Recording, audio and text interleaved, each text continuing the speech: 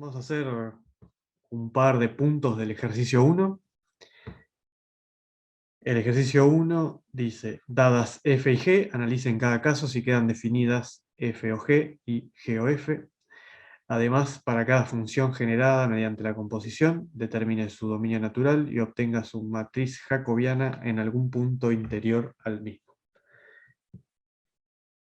En el C nos dan este campo vectorial y nos dan una función vectorial que es esta otra de acá.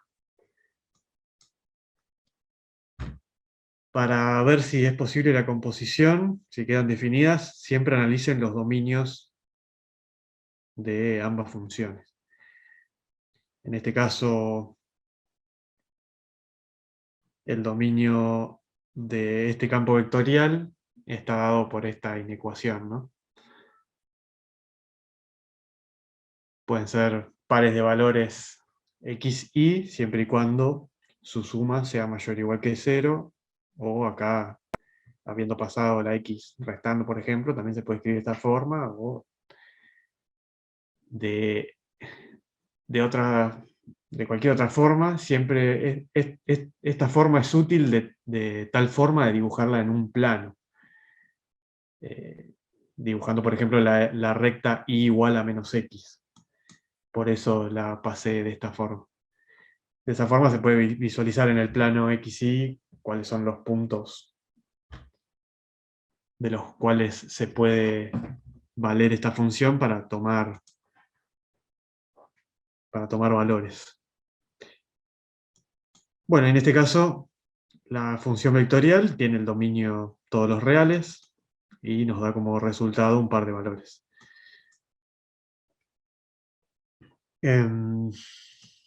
Acá yo hice una especie de composición forzada, simplemente para mostrarles que no es posible, en este caso, realizar la composición. Uno lo que podría llegar a analizar es directamente en esta inecuación, sustituyendo el 2 menos t en la x y t menos 3 en la y, que es en definitiva lo que yo hago acá en este paso de acá abajo. Pero si intentan forzar acá la composición de la función, van a darse cuenta que no es posible, porque bueno, si hacen las cuentas acá abajo de la raíz, van a ver que nos queda una raíz de menos 1. Que bueno, dentro de los reales eso no es factible. Pero bueno, si analizan directamente la inecuación, van a ver que no cumple para ningún valor de t, porque bueno, acá justo el t se me cancela, entonces para ningún valor de t se va a cumplir esta inecuación, jamás. Entonces en este caso es completamente imposible efectuar esta composición. Y en el otro sentido, haciendo G o F, tampoco es posible porque, bueno, la imagen de F está en R2 y el dominio de G está incluido en R. O sea que para este punto, para el 1C, no es posible ninguna de las dos composiciones. Siempre el análisis que tienen que hacer es eso, si es posible meter los elementos de la imagen de una en el dominio de la otra. Párenme si tienen alguna pregunta. En el caso del punto D, tenemos este campo vectorial y este otro. En este caso, los elementos del dominio están en R2 y me va a dar una imagen en R3, porque tenemos 3 elementos resultado, digamos. En G es exactamente al revés, tenemos el dominio en R3, elementos de R3, y obtenemos valores en R2, pares de valores. Para este caso ven que no hay ninguna limitación, o sea que el dominio son todos los pares de valores de R2, pero para el caso de G, vamos a ver que, bueno, 1 menos U tiene que ser mayor o igual que 0, o lo que es lo mismo, U tiene que ser menor o igual que 1. Vamos a plantear primero la composición F o G, que acá la llamé H, que es lo mismo que decir F de G. Entonces, en este caso, reemplazo los valores de X en F por U menos B en este caso, y los valores de Y por W por raíz de 1 menos U. ¿Qué es esto que escribo acá? Es lo que voy a terminar haciendo para hacer la composición. Acá, acá hago la sustitución. Y bueno, tengo que H es una función que depende de U, de B y W, y voy a obtener como resultado eh, ternas, en este caso, o tres valores. A ver, un segundo que alguien más está intentando conectarse.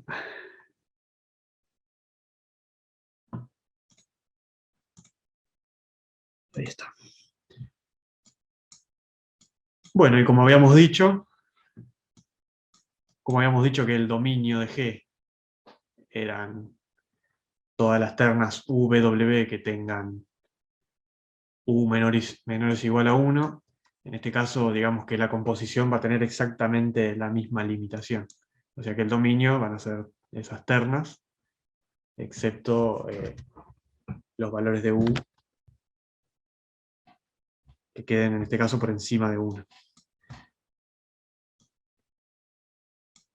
Bueno, otra cosa que pedía este ejercicio, que bueno, no lo pudimos hacer en el punto anterior porque no eran posibles las composiciones, es obtener la matriz jacobiana en algún punto interior.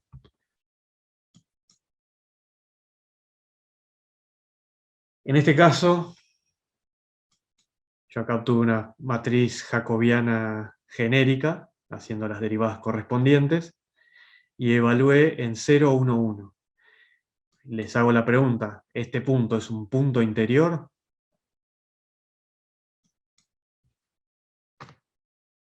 Un punto interior del dominio, ¿no? de la composición.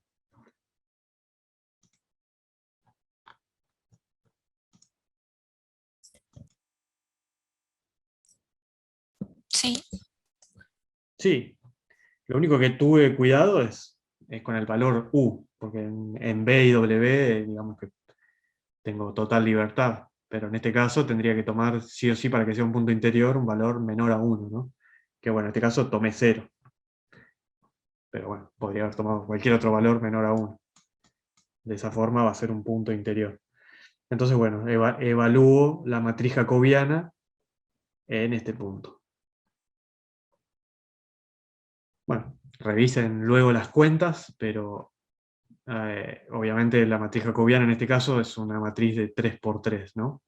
Porque, bueno, mi composición va de R3 en R3 en este caso, porque los valores del dominio están en R3 y las imágenes van a tener la misma dimensión que las imágenes de F en este caso, que eran 3 elementos. Y bueno, y ahora en el siguiente paso analizo si es posible la otra composición, G o F. En principio, bueno, no es posible porque la imagen de F no está incluida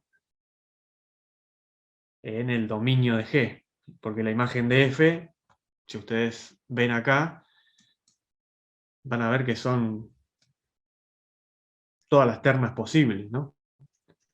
En R3. Sin embargo, yo tenía una restricción en el dominio de G. O sea que este conjunto es mayor que este conjunto que tiene una restricción. Es el R3 con esta restricción. Entonces, en principio, esto no es posible. Sin embargo, puedo agarrar y, en este caso, redefinir F y imponerle yo mismo esta misma restricción, de tal forma de que la imagen de F esté incluida o por lo menos sea igual al dominio de G. Lo único que hago es simplemente acá este valor, que serían los valores que yo introduciría en U, le impongo directamente esta restricción, que es x por y al cuadrado menor o igual que 1. Es la restricción equivalente a decir u menor o igual a 1. Esto es importante aclararlo antes de hacer la composición, porque recuerden, lo primero que tengo que hacer es este análisis de si la imagen está incluida en el dominio de la otra función. La imagen de una función está en el dominio de la otra. Vuelvo al otro ejercicio para recalcar que en este caso no era posible hacer esta primera composición ni siquiera redefiniendo las funciones, porque para todos los valores de t esto no se cumplía. Eso tengan cuidado. A veces puede ser que ni siquiera redefiniendo la función sea posible hacer la composición, como en este caso. En este caso, para los valores de t que sea, siempre esta inecuación no se cumple. En este caso, porque bueno, acá justo se me cancelan los t, entonces no hay forma de que esta inecuación se cumpla. Bueno, vuelvo para acá, redefino esta función que la voy a llamar f asterisco, que es esta de acá, entonces la composición la hago con f asterisco en este caso.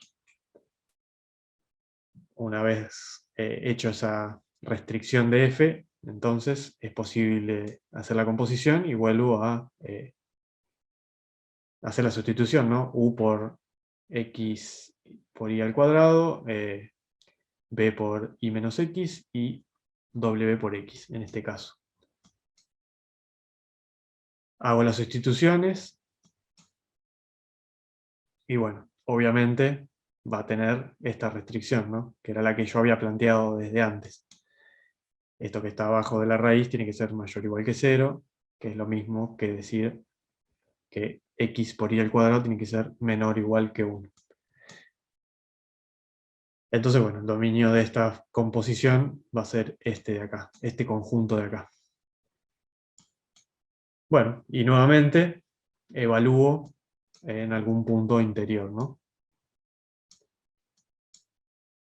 Por ejemplo, en este caso, adopté este punto. Obviamente, si hago la sustitución acá con 0 y 1, esto me da 0, es menor o igual que 1, ¿no? Es un punto interior. Hago las cuentas, hago las cuentas y obtengo una matriz jacobiana en el punto A, en este caso, que era el 0, 1.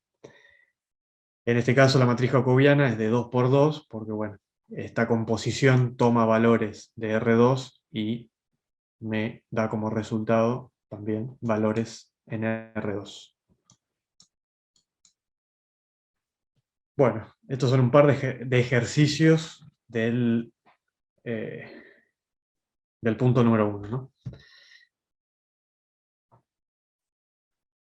Intuyo que, como nadie me paró hasta acá, se entiende el procedimiento. Después otra cosa es ver si yo hice bien las cuentas. Eso se los dejo para que ustedes practiquen. ¿Estamos entonces hasta acá? Si no, paso a otro. Sí, sí. Buenísimo. Bueno, vamos a hacer el 8. Ejercicio 8. Bueno, el ejercicio 8 dice, sean dos funciones, f y g, que bueno, si ven acá, g tiene un parámetro a, y nos pide determinar el valor de a para que la composición h igual a f o g en 1, 1 tenga máximo crecimiento en la dirección del vector 5, 7. Acá tienen que recordar de la unidad 5, de la parte de diferenciabilidad, cómo llegamos, digamos, a la dirección de valor crecimiento en una función que es diferenciable, ¿no? En este caso, había que evaluar el gradiente de la función en el punto que nos indiquen, dividido, bueno, la norma de ese gradiente y todo este valor con signo positivo, ¿no? En esa dirección va a estar la dirección de máximo crecimiento. No me queda claro cómo es o sea, cuál es la diferencia entre la derivada máxima y, o sea, la diferencia es que la dirección de máximo crecimiento es como el versor, pero del gradiente en el punto. Digamos, esta dirección me indica la dirección de derivada máxima, sí, correcto. ¿Cómo la obtengo? Con el gradiente, evaluada en un punto, ¿no? Obviamente. Ok. Em,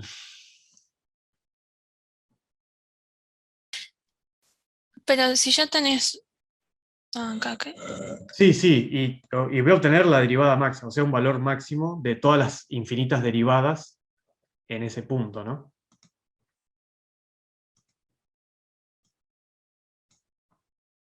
Vamos a ver si puedo dibujar algo chiquito.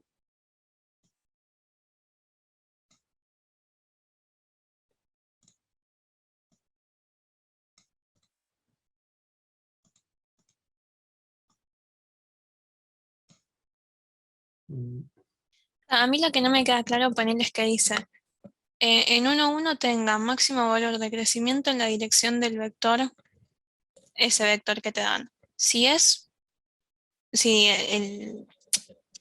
la dirección del gradiente, o sea, del versor ese, te da la derivada máxima, porque, o sea, ¿en dónde entra el versor 5,7? Bien. Bueno, hago un pequeño repasito de esto. Acá vamos a tener, para este caso, el punto 1, 1, y bueno, vamos a tener infinitas direcciones de derivadas, ¿no? Vamos a tener, si,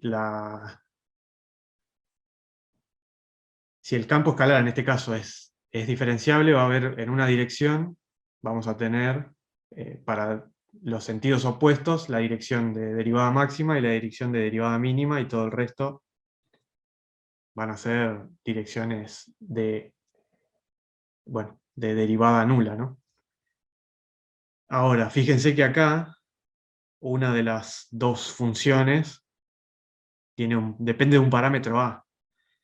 Yo voy a tener que encontrar valores de A de tal forma de hacer que esta recta, y más precisamente la que me da, supongamos que esta es la del lado, la que me da la dirección de derivada máxima, la voy a tener que hacer coincidir con la dirección de este vector.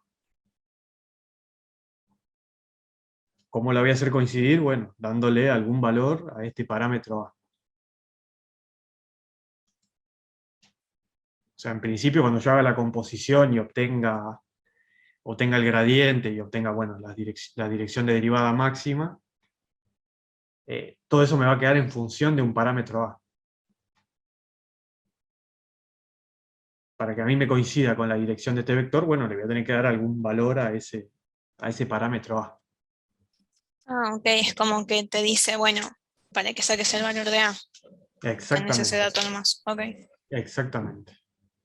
Si no, bueno, si a mí me dieran dos funciones, cualesquiera, ya perfectamente definidas, y yo hallo la dirección de derivada máxima, y puede ser que me coincida con este, o lo más probable es que no me coincida con la dirección de este vector. Yo ahora lo que voy a hacer es forzarlo a que me coincida con la dirección de este vector. ¿Ok? Sí, sí. Bien.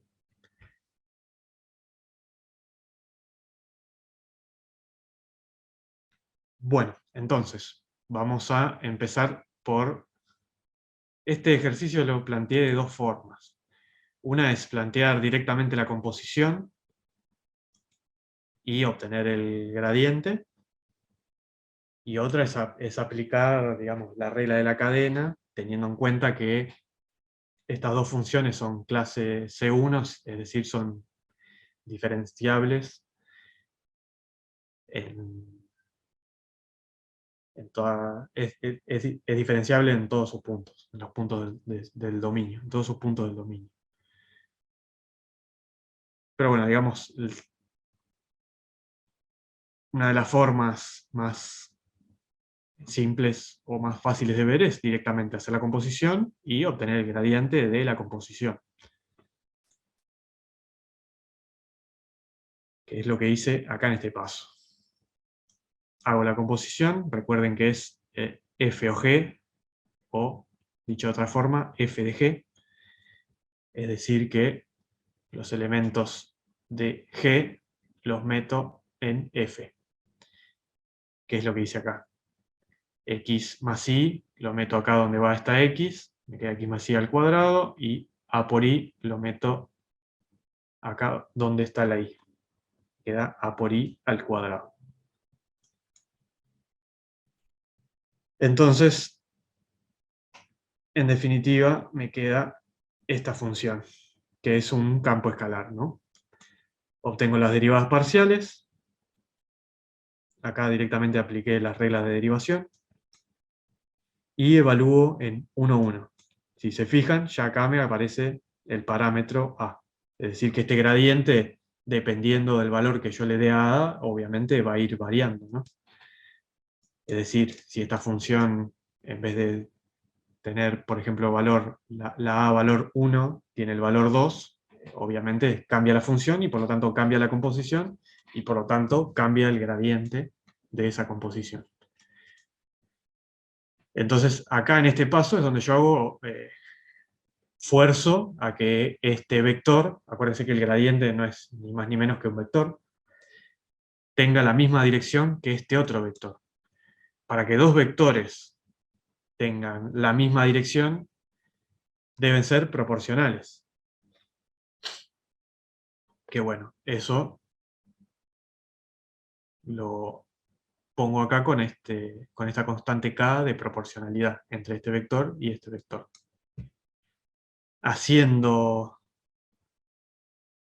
Resolviendo, digamos, esta igualdad componente a componente, es que se me separan estas dos igualdades y tengo que k tiene que valer 5 cuartos.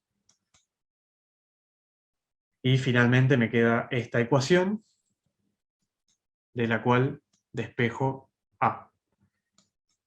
Que a, en principio, puede adoptar estos dos valores. Es decir, que existen dos valores de a, de tal forma de que el gradiente de la composición tiene la misma dirección que este vector.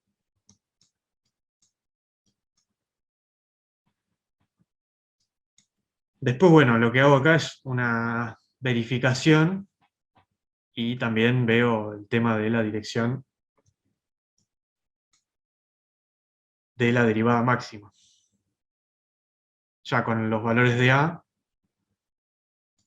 obtengo el gradiente exactamente, que va a adoptar este valor 4 y 28 quintos. Ya deja de depender, obviamente, de a, ¿no?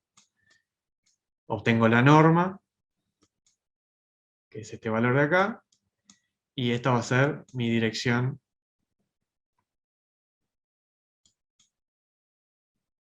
de derivada máxima, ¿no? Acá lo que hago es simplificar un poco esto y llegar a la conclusión de que, bueno, este es el versor B, es decir, si hago la norma de B, que era 5,7, raíz de 74, veo que es la misma dirección, exactamente la misma dirección que este versor, ¿no? Simplemente esto es una verificación.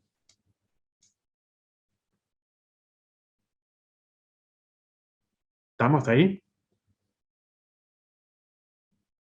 Sí, sí.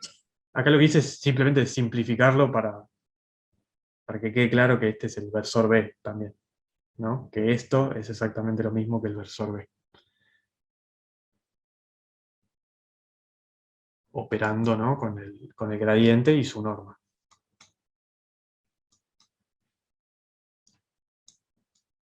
Bueno, y acá aplicando la regla de la cadena, se puede hacer también sin hacer la composición.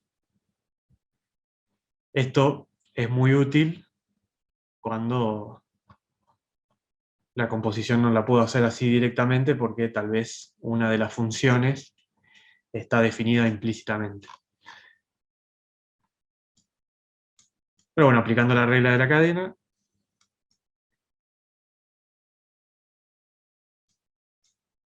tengo esto, ¿no? El gradiente de f evaluado en el punto correspondiente al punto A, en este caso, que era el 1, 1, es decir, yo tengo el punto A, 1, 1, que es un punto de G, un punto del dominio de G. Entonces evalúo el campo vectorial G en 1, 1, y ahí voy a obtener el punto correspondiente. Vamos a hacerlo acá. Si evalúo en 1, 1, fíjense que me queda 2A, que es el punto en el que yo evalúo luego la función f.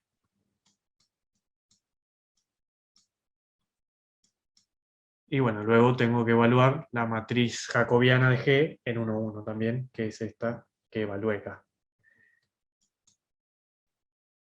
Haciendo, bueno, la sustitución, evaluando esto acá, me queda 4, 2A, multiplicado por esta matriz jacobiana, que, bueno, obviamente tengo que llegar, perdón, exactamente a la misma expresión del gradiente de h que había obtenido acá, ¿no? 4 y 4 más 2a al cuadrado,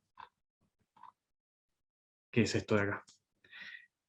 Bueno, acuérdense que la regla de la cadena se puede aplicar porque, bueno, f es diferenciable en todos sus puntos, en todos los puntos de dominio, y g también, porque, bueno, son polinomios, ¿no? Son clases C1, ambas funciones.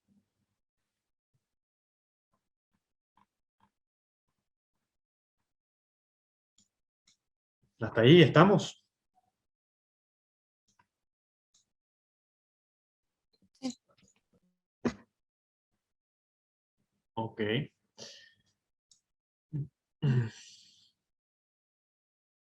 Bueno, vamos a pasar al 11.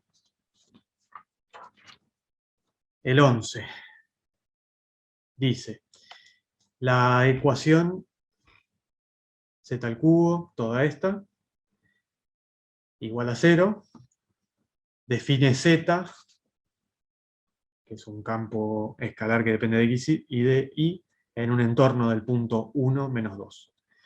Nos piden el punto A, primeramente, determinar el gradiente de f en 1, 2. Bueno, en este caso tenemos una función definida implícitamente, ¿no? Lo primero que hacemos es definir una función grande, por decirlo de alguna forma, que va a ser esta u,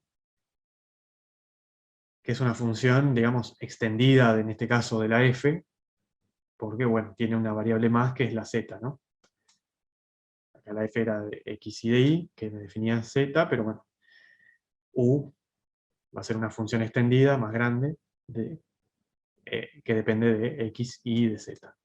Entonces voy a tener el punto A, que va a ser el 1, 2, y su punto correspondiente B, pero que es un punto que ya no es un punto del dominio de f, sino que es un punto del dominio de u, por eso tiene 3 componentes. Y esto tengan cuidado siempre que resuelvan ejercicios de función implícita. Siempre tengan cuidado de llamarlo los puntos de otra forma, porque, bueno, son puntos que tienen diferentes dimensiones.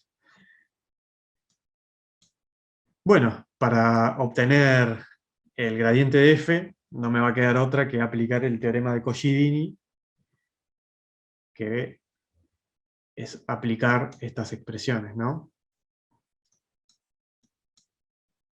Es decir, que la derivada de z respecto de x, evaluada en a, es igual a menos la derivada de la función extendida, digamos, en x dividido la derivada respecto de z, pero evaluada en el punto b en este caso, es decir, el punto correspondiente.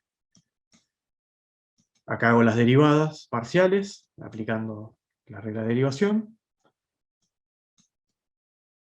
Y bueno, para terminar de evaluar esto en el punto B, tengo que obtener el valor de z, zb o z0. Llámenlo esto como quieran. Pero es el valor que nos falta para tener bien definido este punto B. Para eso, bueno, tengo que reemplazar en esta ecuación x por 1 y y por menos 2 y resolver, bueno, la ecuación resultante para obtener el valor de z, ¿no? Es decir, es el punto que me satisface esta ecuación, ¿no? Y que por lo tanto pertenece a esta función. En este caso, resolviendo, obtengo que z es igual a 1, o sea que ya tengo que mi punto B va a ser 1 menos 2, 1. De esa forma yo puedo evaluar estas derivadas en ese punto B, que es lo que hago acá en este paso siguiente. Obtengo los valores y finalmente, sustituyendo en esta expresión, obtengo cuánto vale la derivada de z en el punto A. En este caso es menos 1/3. El procedimiento es análogo para obtener la derivada de z respecto de y. La ecuación, la expresión de Cauchy-Deany es la misma, excepto que acá en vez de u, la derivada de u respecto de x va a ser la derivada de y respecto de x, evaluada en el punto B. La derivada de y respecto de x evaluada en el punto B, en este caso, bueno, es z nada más, que ya habíamos dicho que valía 1. Es decir, que va a ser 1 dividido lo que habíamos obtenido antes, que es 3, bueno, y cambiado de signo, ¿no? Como las expresiones de Cauchy-Deany. Es decir que, bueno, las dos derivadas parciales de z respecto de x y respecto de y en A valen, en este caso, lo mismo, que es menos 1/3. Es decir, que el gradiente de f en A, que era 1 menos 2, va a ser menos 1/3 menos 1/3. ¿Ok? Una consulta. Sí, ¿U en qué momento? O sea, ¿U tiene una ecuación? sí, es esta expresión. Ah, Acuérdense que siempre cuando definen la función ampliada, siempre vale 0 en realidad. O sea, es una función que siempre vale 0. Es decir, metas los puntos que metas acá de la función y hagas las cuentas acá, siempre te tiene que dar 0. Es una función ficticia que siempre da 0. ok. No, me había confundido con el cuadradito que estaba ahí al costado. Tal vez parecía que había que escribir algo o algo así. Ah, no, no, acá me quedó, como esto lo corté de otra imagen que escaneé, me quedó un texto que venía de arriba que no tiene nada que ver y lo tapé. Nada más.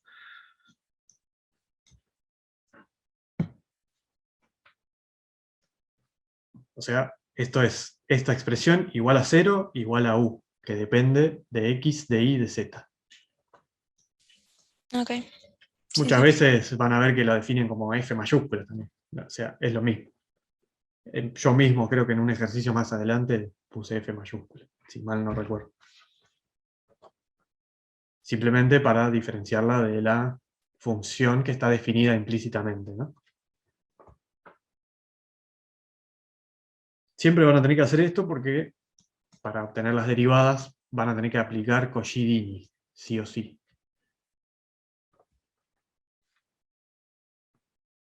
¿Ok? Y la aplicación de Cauchy-Deany es esto, nada más. No sé si tienen alguna duda al respecto de eso. No, no. ¿No? ¿El resto?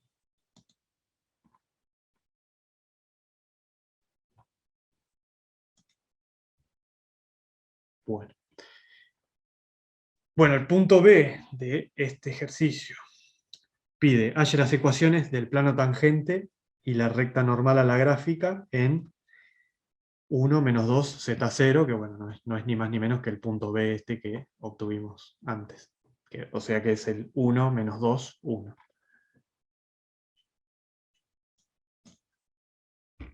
Entonces, bueno, para el plano tangente simplemente aplico esta ecuación, es decir, el gradiente en B por,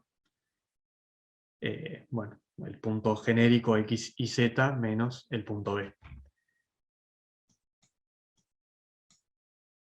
El gradiente evaluado en b ya lo habíamos obtenido de antes, es decir, son estos valores, ¿no?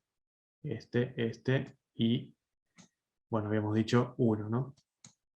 Para la derivada parcial respecto de y. Es decir, que va a ser el 1, 1, 3, ¿no? X y z. 1, 1, 3, multiplicado por esta diferencia. Teníamos el punto B, era el 1 menos 2, 1. Haciendo acá las operaciones con estos vectores, obtenemos que el plano tangencial es este. X más y más 3z igual a 2. Esto es simplemente aplicar lo de la unidad 5, ¿no? De diferenciabilidad. Una consulta. ¿El gradiente de U Sí. cuál sería? Acuérdense que el gradiente de u, que es la función ampliada, va a tener tres componentes. Claro. Uno va a ser O sea, la derivada parcial respecto de x, Ah, sí, sí, sí, respecto de sí. y y respecto de z.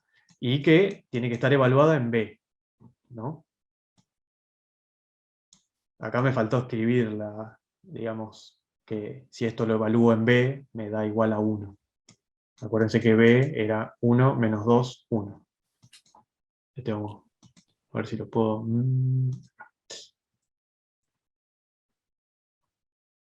Este es el valor que va acá. O sea que este es 1. Este es el punto B. Y vamos a escribir este por acá también. Este vamos a hacer así.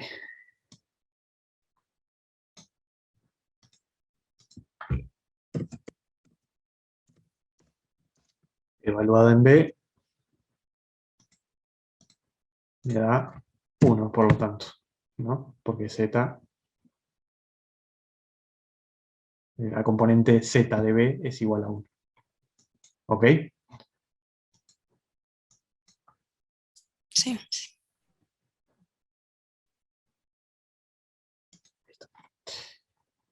Bueno, y esto es simplemente aplicar la expresión del plano tangente.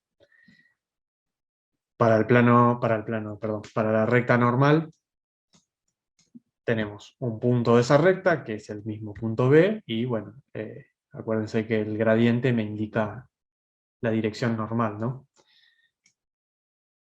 Entonces, con esta dirección y un parámetro que pertenece a los reales, simplemente me armo acá la expresión de la recta normal.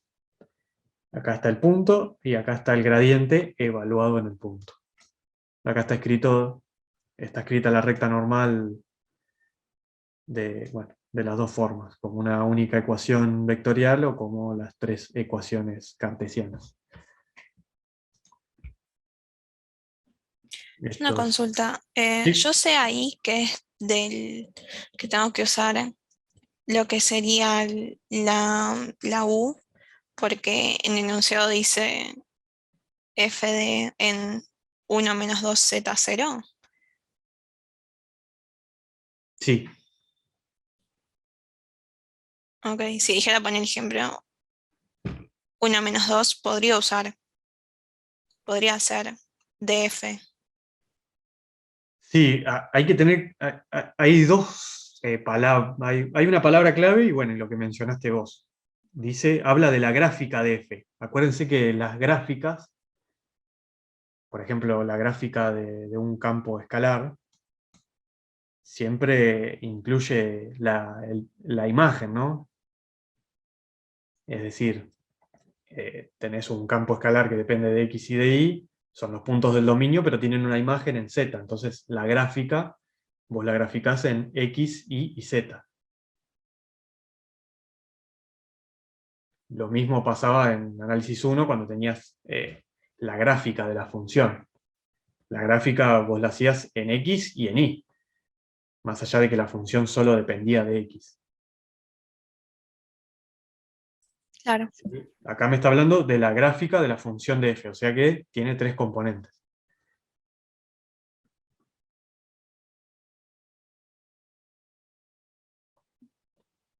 ¿Sí? Sí, sí. Buenísimo.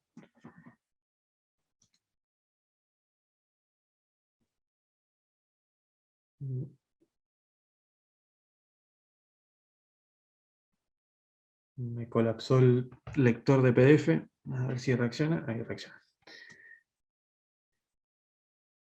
Bueno, el punto C de este ejercicio. Pide calcular las derivadas direccionales de f en 1,2, en 1 menos 2, perdón, en las direcciones que forman ángulos de pi sobre 3 y de menos pi sobre 3, medidos en sentido trigonométrico respecto de la dirección positiva de x. Bueno, acá lo que hice fue graficar esas dos direcciones, la menos pi sobre 3 y pi sobre 3 se corresponden a ángulos de 60 grados y menos 60 grados. Y acá voy a usar este teorema de la unidad anterior, que dice que la derivada direccional en un punto respecto de un versor es igual al gradiente del campo evaluado en ese punto por el versor. Esto siempre y cuando la función sea diferenciable, ¿no? Esto téngalo en cuenta.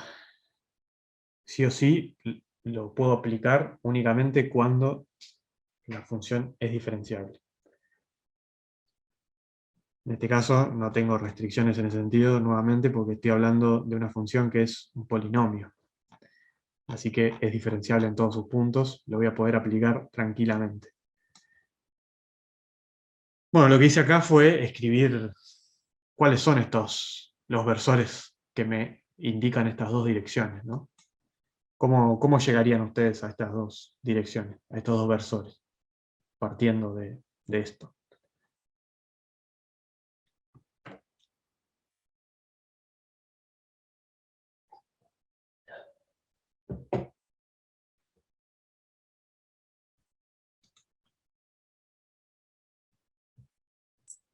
¿No había algo que decía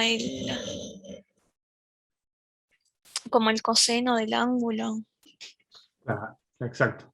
Acuérdense que trigonométricamente, si tuvieran acá la circunferencia unitaria, tendrían que, para un cierto ángulo, la componente en X se corresponde al coseno y la componente en Y se corresponde al seno del ángulo, ¿no? En este caso, sería, bueno, el seno o el coseno de pi sobre 3 o de menos pi sobre 3. Bueno, mientras piensan, denme un segundo que voy a conectar la compu, que se me está por quedar sin batería.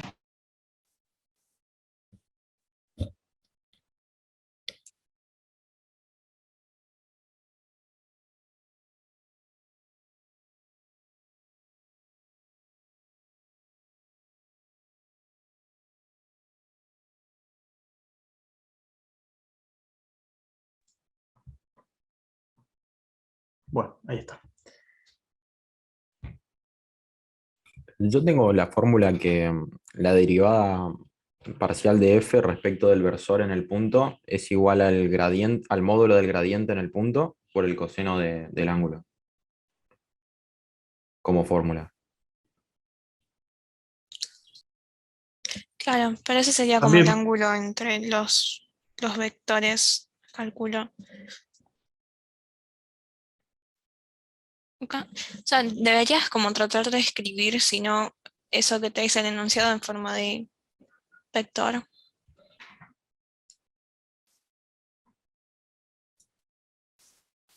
sí, también la otra fórmula es válida también. Vamos a comprobarla.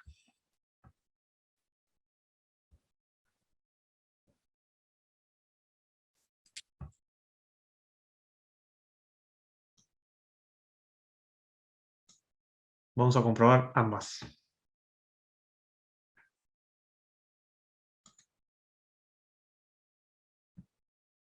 Esta es la fórmula más general. es la del teorema original, digamos. La otra fórmula es un corolario. No sé quién me habló, además de Martina. Yo, profe. Gonzalo, ahí está.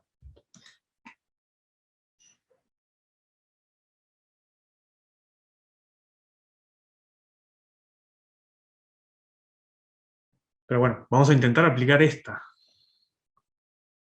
con los versores directores. ¿Cómo obtendrían las componentes del versor U1 siendo esta la dirección? Vamos a llamar esta la dirección 1. Teniendo, ¿no?, obviamente, este ángulo.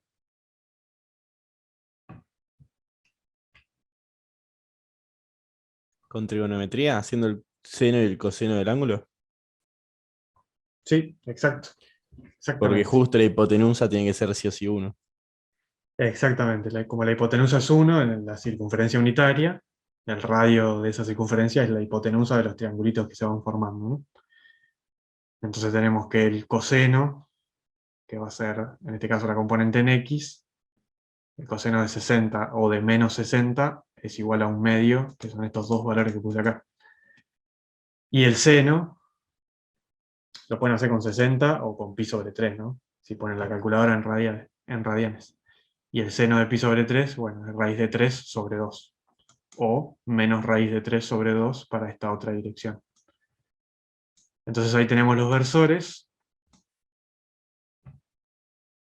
Y bueno, el vector gradiente, que ya lo habíamos obtenido en algún punto anterior, que es este de acá.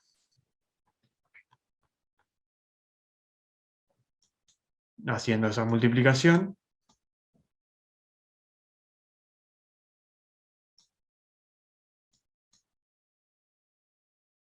la multiplicación de estos dos vectores, obtenemos acá las derivadas, ¿no? Bueno, ¿quién se anima a aplicar ahí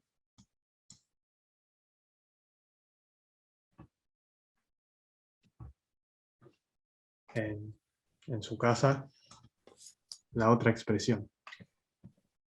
¿Por qué queda sobre 2? No termino de entender o sea, cómo se arma el vector. Esto Ujú. es el valor del seno de 60, en este caso, o seno de pi sobre 3. Ok, en la X hago el coseno y en la Y hago el seno. Exactamente. Sí, acuérdense de cómo es en un triángulo rectángulo, se pueden acordar de SOHCAHTOA también, si quieren. El triángulo rectángulo que se forma acá, siendo la hipotenusa 1, directamente este es el valor del coseno y este es el valor del seno, que es opuesto, ¿no?, al ángulo.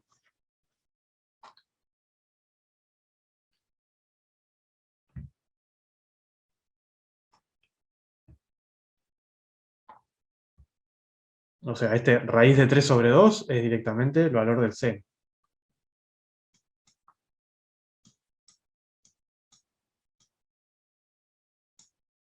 ¿Alguien hizo la otra forma?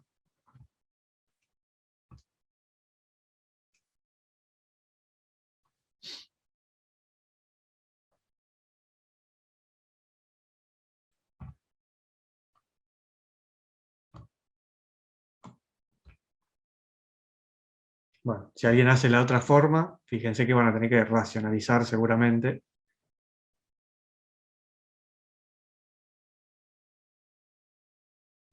Para que les quede en este mismo formato. ¿La otra forma sería la fórmula que le dije hoy o cuál es la Sí, otra forma? exactamente, exactamente.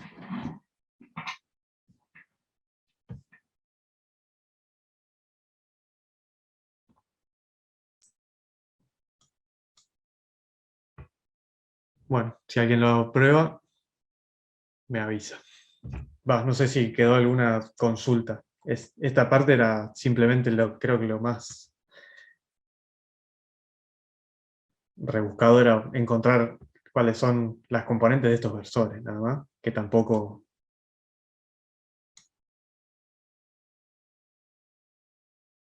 hay que hacer nada muy extraño, simplemente sacar el seno y el coseno, ¿no?, de estos ángulos.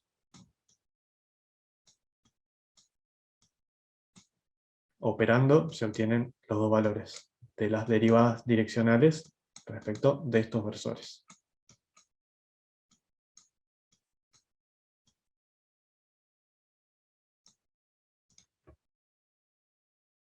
El ejercicio 12.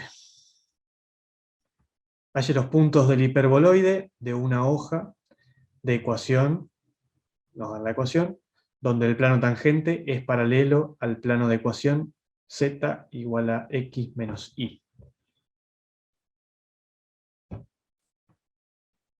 Bueno, nuevamente, esta expresión me define, digamos, una función implícitamente, sea cual sea que considere. Si considero, por ejemplo, x que depende de x siendo igual a una función que depende de y de z, o y siendo una función que depende de x y de z, o z siendo una función que depende de x y de y. Sea cual sea que tome, va a estar definida implícitamente, porque no hay forma de despejarla de esta expresión. Entonces, nuevamente volvemos a definir una función expandida, o más grande, que nuevamente es igual a 0, ¿no? Lo único que hago acá es pasar el 1 restando. Acuérdense que siempre esta función expandida tiene que ser igual a 0. Una vez hecho eso, voy a obtener el gradiente de esta función expandida. ¿Por qué hago esto con la función expandida? Nuevamente porque estoy hablando del gráfico de esta función, ¿no?, de este hiperboloide. El gráfico de esta función es justamente el hiperboloide. Entonces voy a obtener los planos, voy a obtener los puntos donde el plano tangente sea paralelo a este otro plano que nos da. Bueno, para obtener, yo necesito obtener cuáles son estos puntos, x0, y0 y z0, que bueno, en este caso lo voy a llamar A, es un punto genérico de ese hiperboloide, ¿no? Evalúo el gradiente en este punto genérico y planteo la ecuación del plano tangente. Fíjense que hago las operaciones, me queda que este es el coeficiente de la x, este es el coeficiente de la y este es el coeficiente de la z, y todo lo que me quedó sin variable es un término independiente. Pero bueno, el vector normal de ese plano son justamente esos coeficientes, ¿no?, de las variables, que es lo que escribo acá. Lo llamé B1 a este vector, y tengo después el plano que nos dieron en el problema, el z igual a x menos y, que va a tener un vector normal, que es este de acá, que lo llamé B2. Ojo que acá, bueno, tengo la z de un lado de la igualdad y la x y la y del otro. Acuérdense que tienen que estar, para obtener el vector normal, tienen que estar todas las variables de un mismo lado de la igualdad. En este caso pasé la z, por ejemplo, para acá, para la derecha, y me quedó 1, menos 1, menos 1, que es este vector de acá. Nuevamente, estos dos vectores tienen que ser paralelos para que los planos sean paralelos. Por lo tanto, sus componentes tienen que ser proporcionales.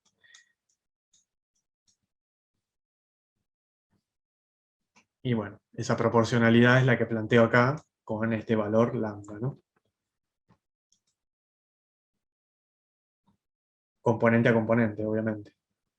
Esto tiene que ser igual a la componente de B2 multiplicado por un coeficiente de proporcionalidad, que en este caso es lambda. Entonces multipliqué todo el vector B2 por lambda y lo igualé componente a componente con el vector B1. Y acá, bueno, obtengo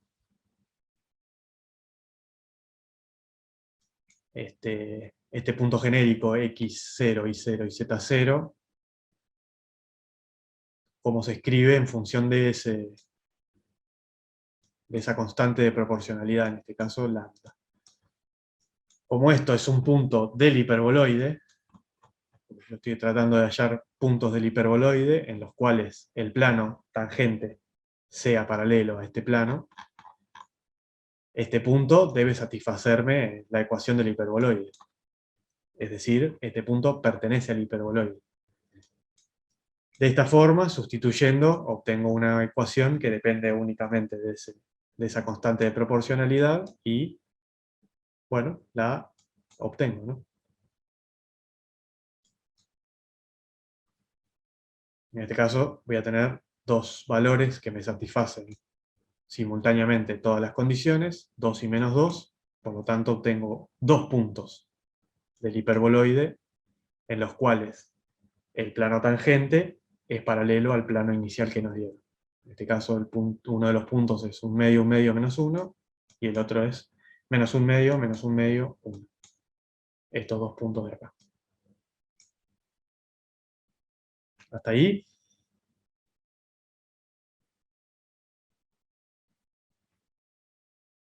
Sí, sí. ¿Sí?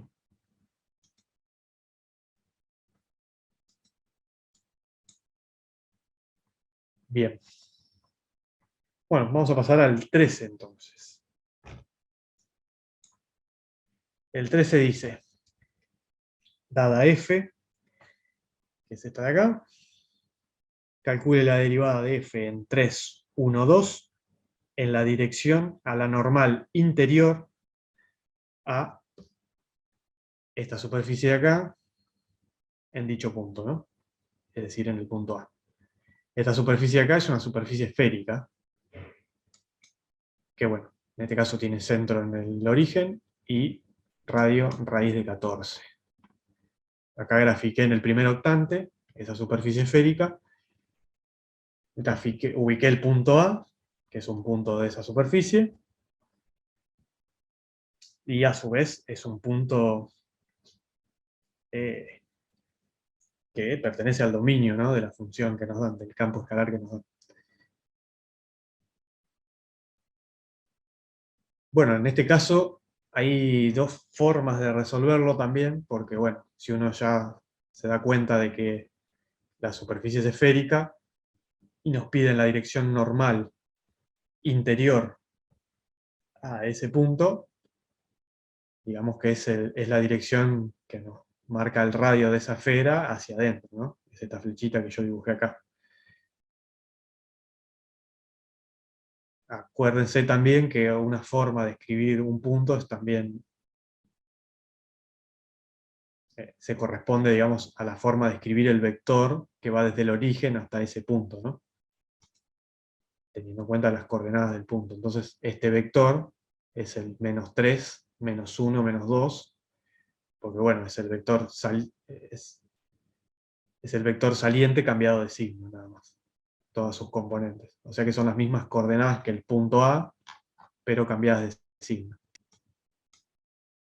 Lo que hice acá con este vector es obtener la norma, de tal forma de, bueno, de obtener el versor, que me indica esa dirección, la dirección normal a esta superficie hacia adentro. Por eso en el ejercicio dice interior, entre comillas, ¿no? Una pregunta. ¿No podría ser también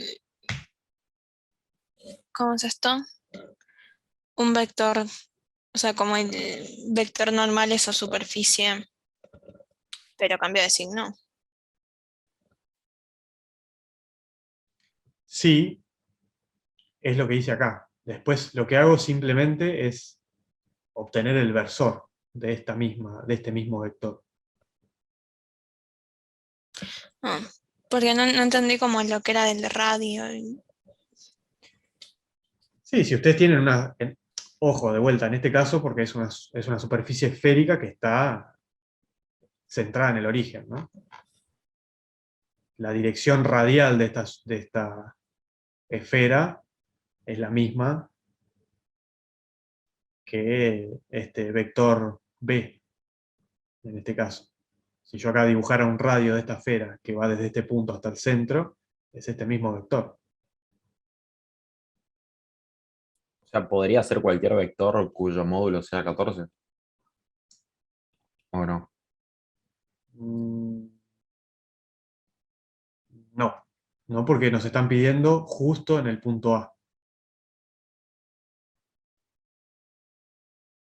Y ojo que el vector en sí no tiene...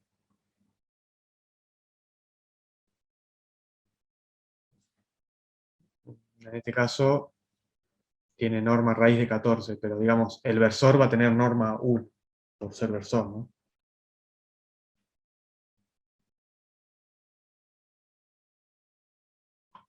No sé si iba por ahí tu pregunta.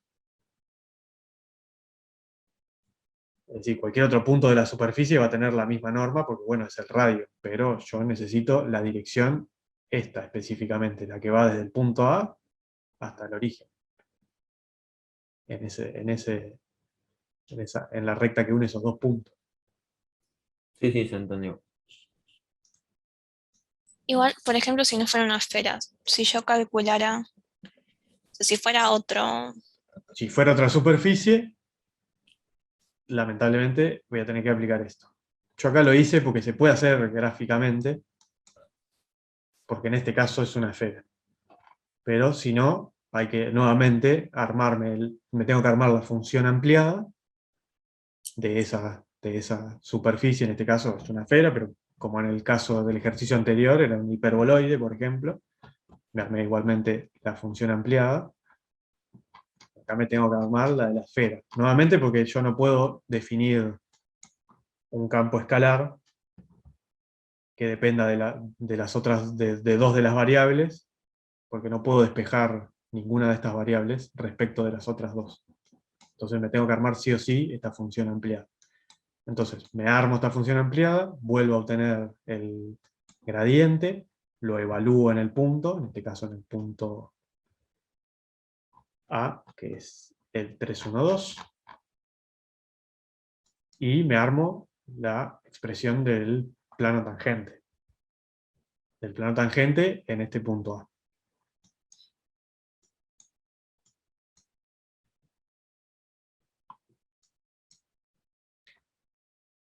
Armo el plano tangente y me fijo que acá, por ejemplo, si llego a esta expresión del plano tangente y saco el vector normal, veo que es 3, 1, 2. Es decir, el mismo punto que yo ya les había dicho acá, pero en este caso, ojo que este es hacia afuera. Es decir, está apuntando hacia afuera. Para que esté apuntando hacia adentro, lo que tengo que hacer es cambiarle el signo. O sea, con cualquier otra superficie que no sea una esfera, y que a su vez no esté centrada, ¿no?, en el origen, tengo que hacer este procedimiento, sí o sí.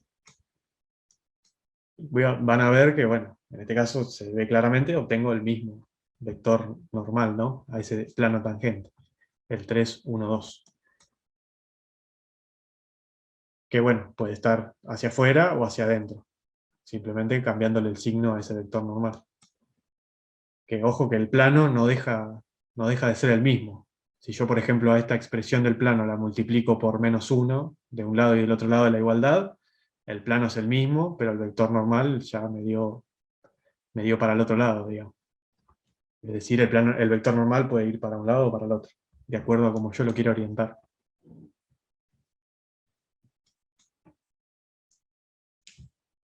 Con ese vector normal, que yo tengo que tener cuidado de que sea, en este caso, porque nos piden el interior que sea hacia adentro, obtengo el versor, y puedo obtener nuevamente, aplicando el teorema, la derivada direccional. Que bueno, es lo que hice acá en este paso.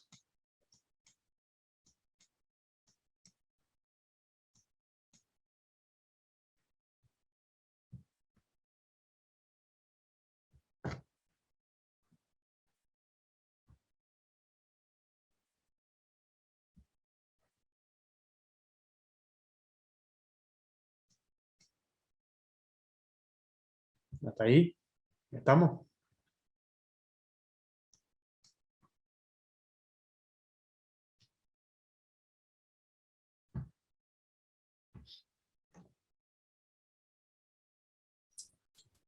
Sí.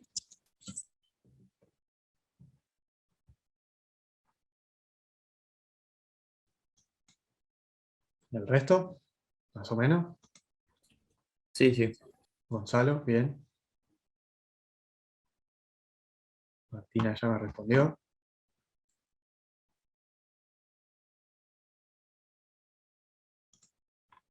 Bueno, si quieren, les propongo lo mismo que la otra vez. Antes de seguir, nos quedan 3 ejercicios. Sí, 3 ejercicios. Si quieren, hacemos un pequeño intervalo ahora. De lo que prefieran. 10, 5, 10, 15 minutos. Y seguimos con los otros 3 ejercicios. Díganme ustedes, ¿qué prefieren?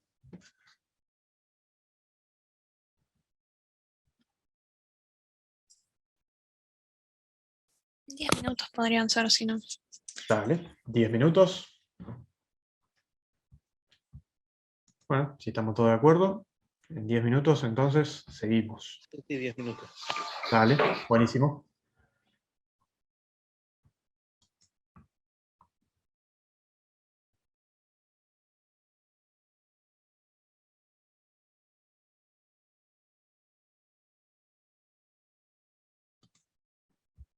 Esto.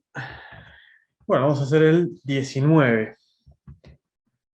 El 19 dice, considere h, f o g con g de x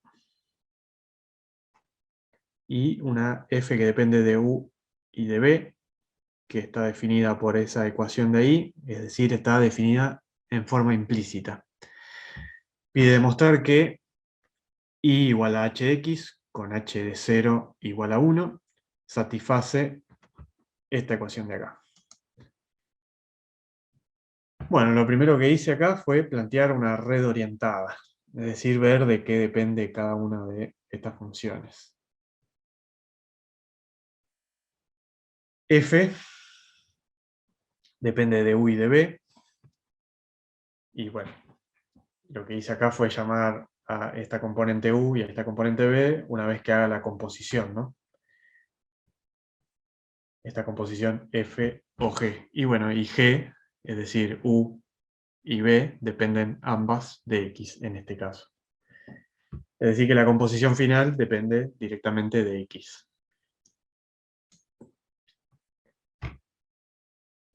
Esto nos va a servir para plantear acá la derivada de h respecto de x. H depende de una sola componente, así que esto lo pueden escribir de esta forma o directamente pueden escribir h' de x o directamente pueden escribir y', que es esto que aparece acá. Todo eso que dije es todo exactamente lo mismo, ¿no? Entonces, bueno, con la red orientada, para obtener la derivada de h respecto de x,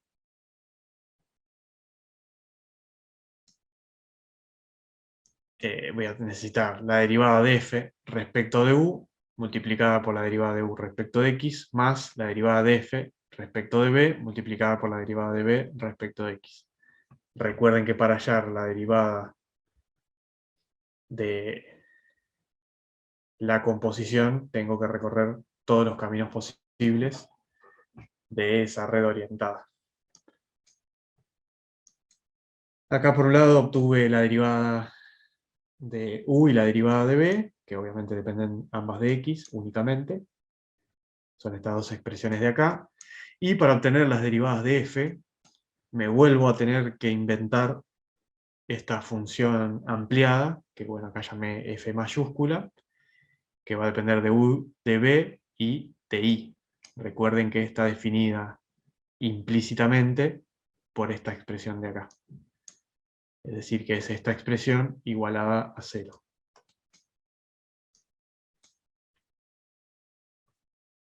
Bueno, por Coscidini obtengo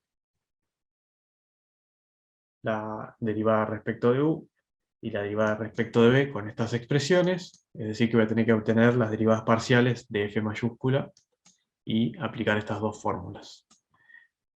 Las obtengo acá. Acá obtengo las expresiones de las derivadas de f minúscula en este caso. Bueno, la de respecto de u es esta de acá y la de respecto de b es esta otra de acá. Ahora multiplico, ¿no?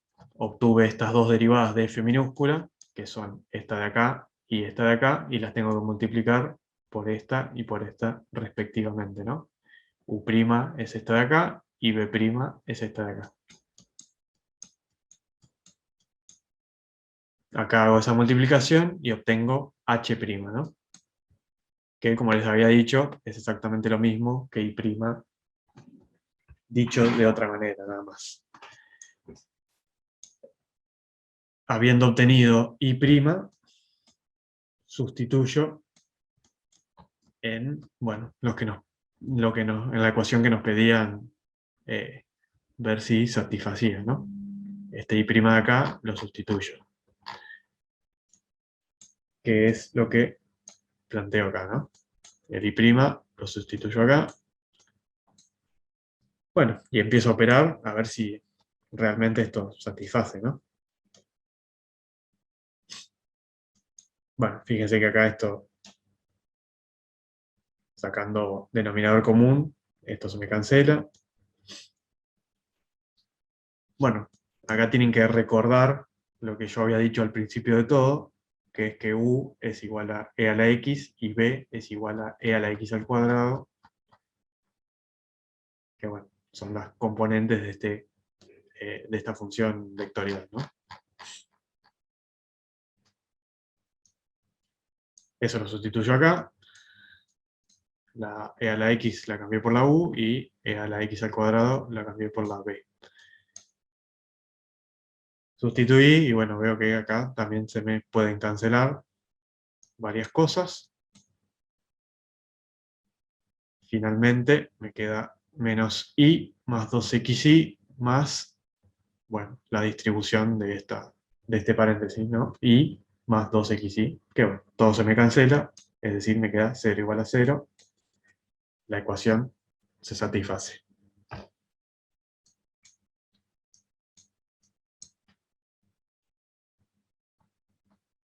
Lo importante de este ejercicio, bueno, es obtener en realidad la derivada de la composición, ¿no? A través de la regla de la cadena. Lo otro es simplemente sustituir y, bueno, y empezar a operar para ver si se satisface, ¿no? Lo importante de este ejercicio es saber aplicar esto con la red orientada.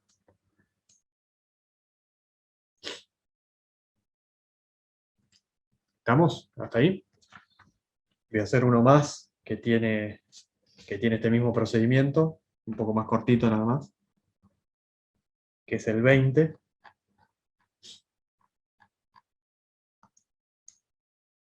De nuevo, nos dan esta función, nos dan una función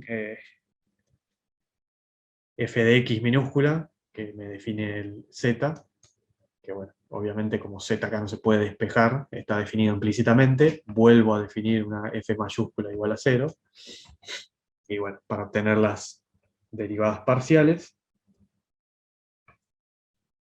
respecto de x y respecto de y, aplico Cauchy-Dini,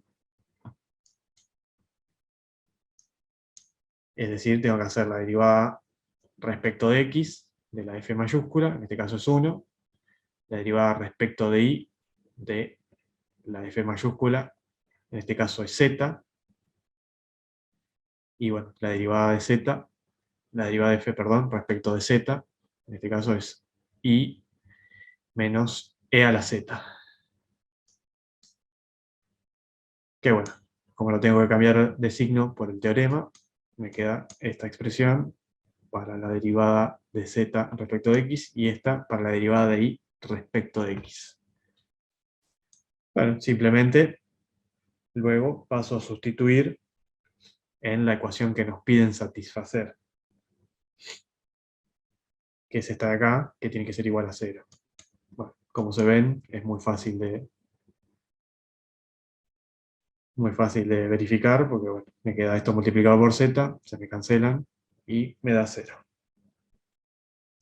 De nuevo, lo importante de acá, en este caso, es la aplicación del teorema para poder encontrar las derivadas parciales de la función chiquita, digamos. En este caso, f minúscula o z.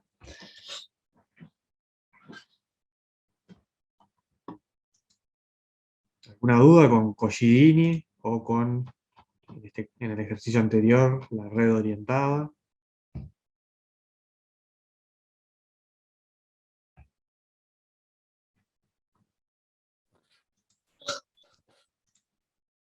¿No? Bueno, paso al último ejercicio de hoy. Es el 23.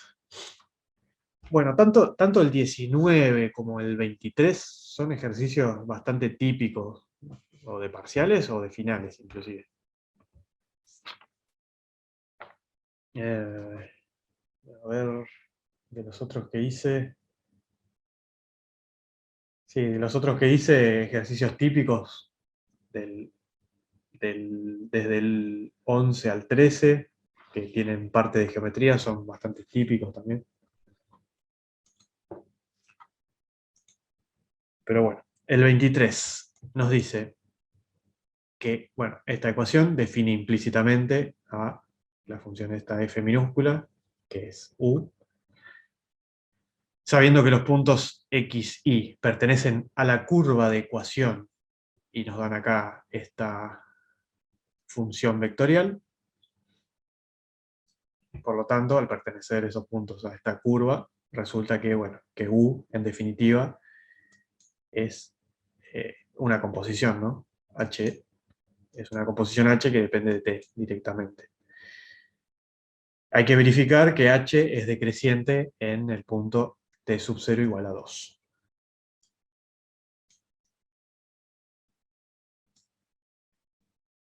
Bueno, yo acá la llamé a la curva, la llamé G, como para que después poder llamar a esta composición F o G.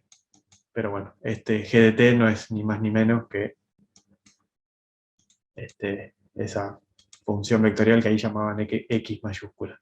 Acá le falta el techito, así que se lo vamos a poner.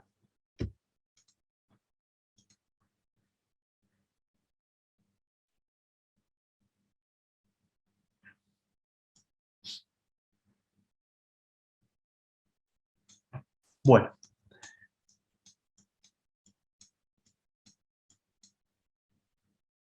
Lo primero que hago acá es con el punto T sub 0 igual a 2, obtengo los valores del punto que acá llamé A sub 0, que tiene componentes, obviamente, X e Y.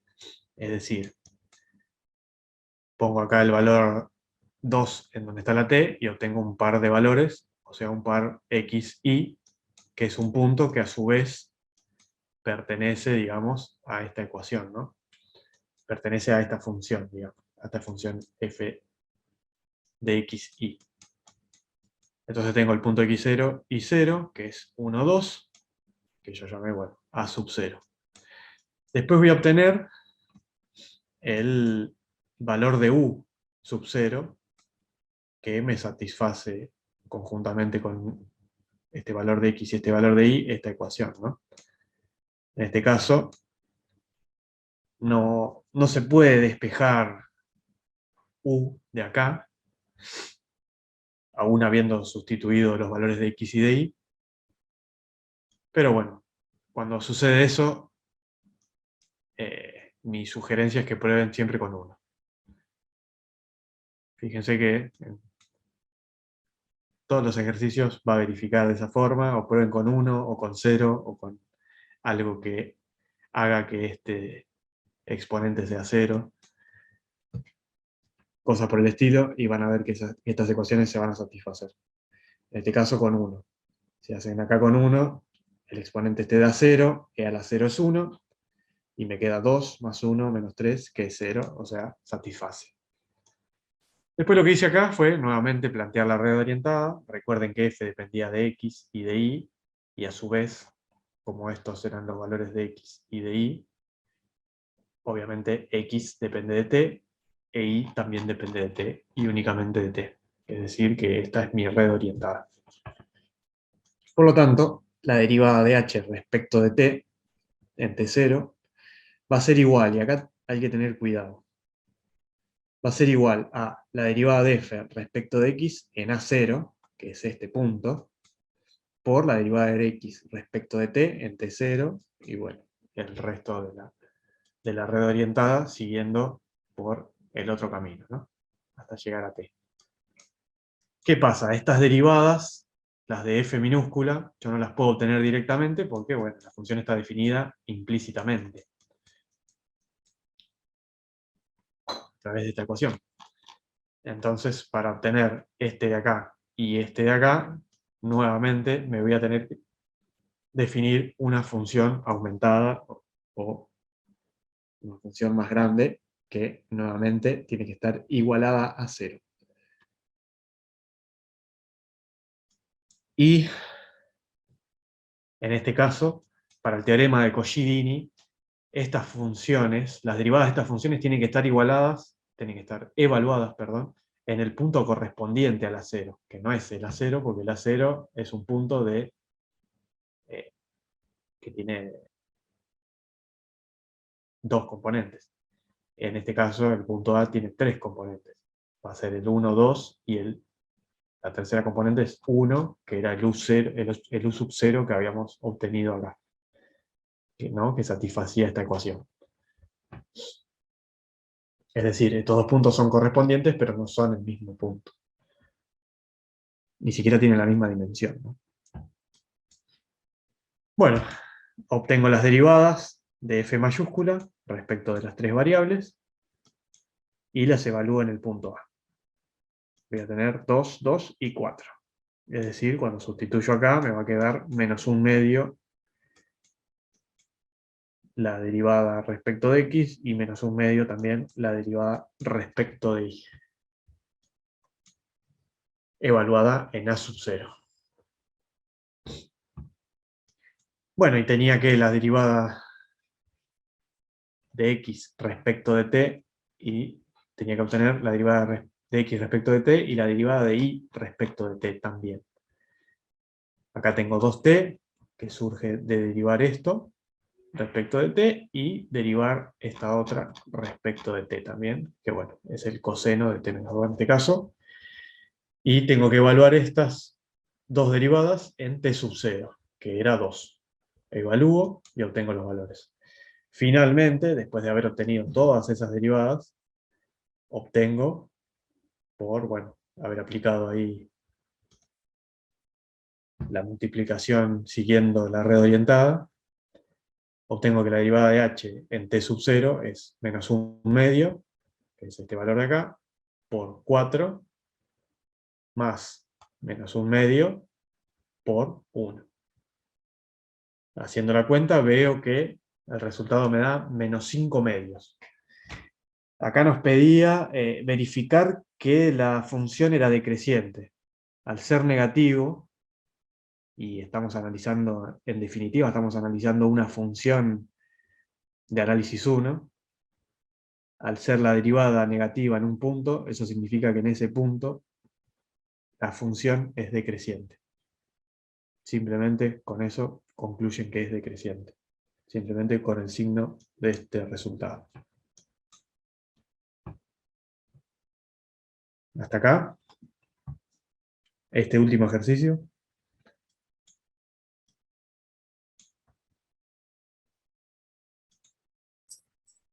Sí, sí. O sea, ¿Sí? fueron muchas cosas, pero Si hace falta, repetimos lo que haga falta. Estos son ejercicios típicos porque, bueno, mezclan un poco de todo, ¿no? Mezclan compuesta con implícita. Y acá, bueno, un poco con análisis 1. Pero, por ejemplo, el otro que había hecho, el 19, también mezcla compuesta con implícita. Y bueno, nos piden satisfacer una ecuación, nada más.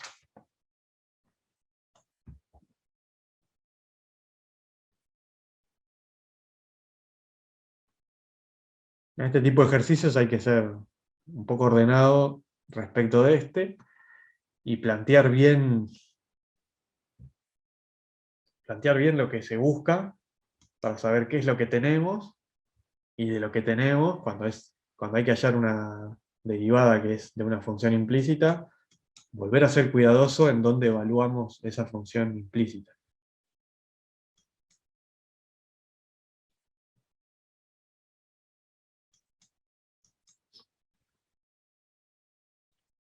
Necesitan que repita alguna parte.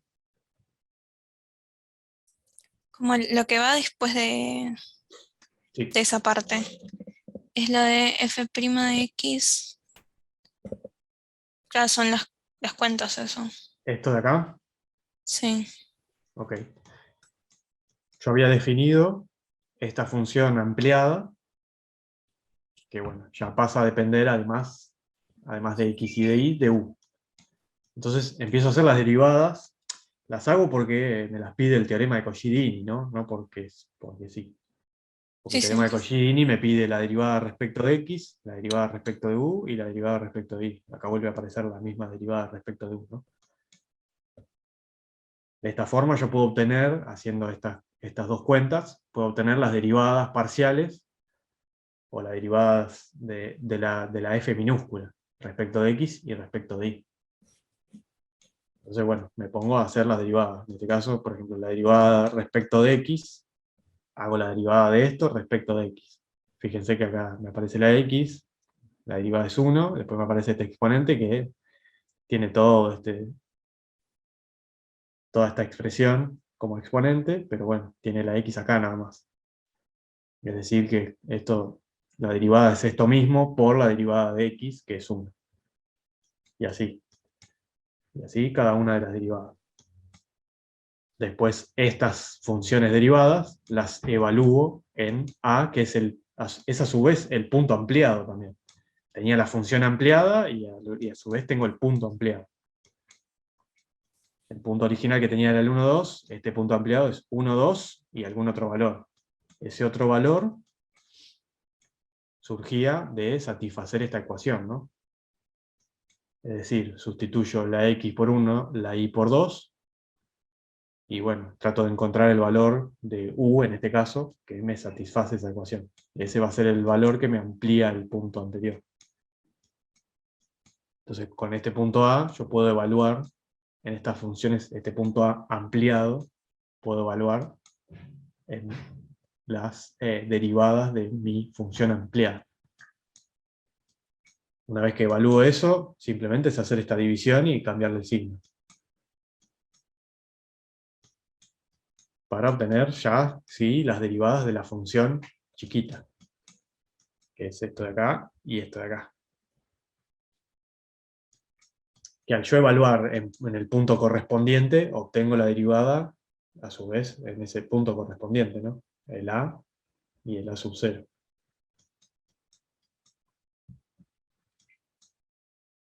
Hay que estar atentos a esos detalles.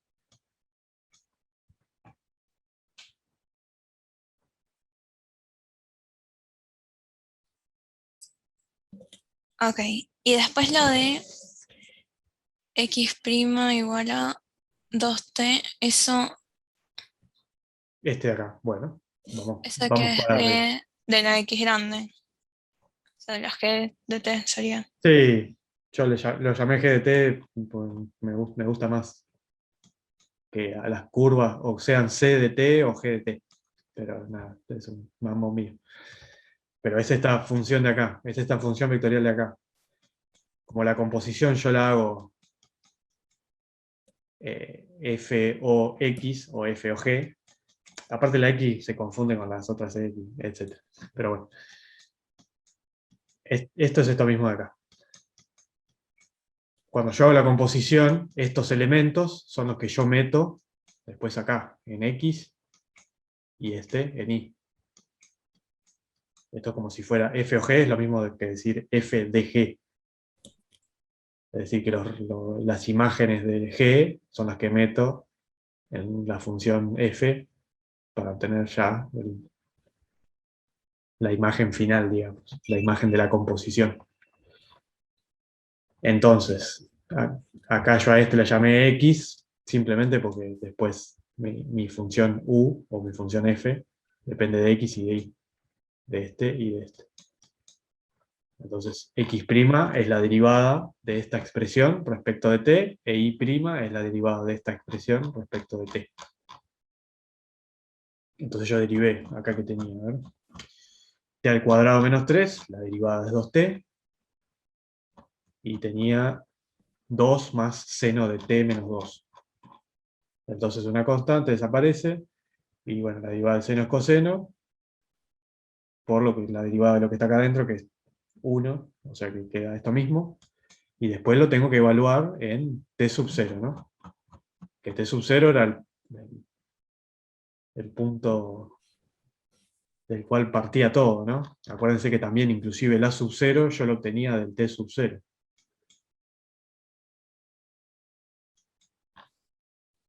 O sea, todos estos puntos son correspondientes, tanto el t sub 0 como el a sub 0, como el a asignado, digamos, el a ampliado. Esos 3 puntos son puntos correspondientes entre sí. Ok, y esa última parte, o sea, dice, resulta que, o sea, nosotros lo que vimos hasta ahora era U, que era H de T. Esa es la compuesta. Nosotros como que sacamos... No entiendo la última parte, tipo, ¿por qué se hace de X'? O sea, ¿por qué derivas G de T? ¿Por qué derivo esto? Ah, bien, ok. Yo tengo que hallar la derivada de la composición. Ah, ok. Con la red orientada yo me fijo de qué depende cada variable de esa composición. Entonces, para llegar a la derivada de esta, yo tengo que hacer este camino y hacer este camino. Entonces hago la derivada de f respecto de x por la derivada de x respecto de t, más la derivada de f respecto de y por la derivada de y respecto de t. Eso lo tengo que sumar. Claro. Bueno, sí, ahí está. Es que son Ahí muchas está. cuentas, entonces me había perdido Sí, sí, por para qué era eso. todo. Sí, sí, es que por eso, estos ejercicios son largos y hay que tener cuidado de no perderse, más que nada. Después, si se fijan, digamos, son operaciones bastante simples. Pero hay que tratar de no perderse en a dónde tengo que llegar y después cómo calcular cada una de esas cosas que necesito para llegar ahí.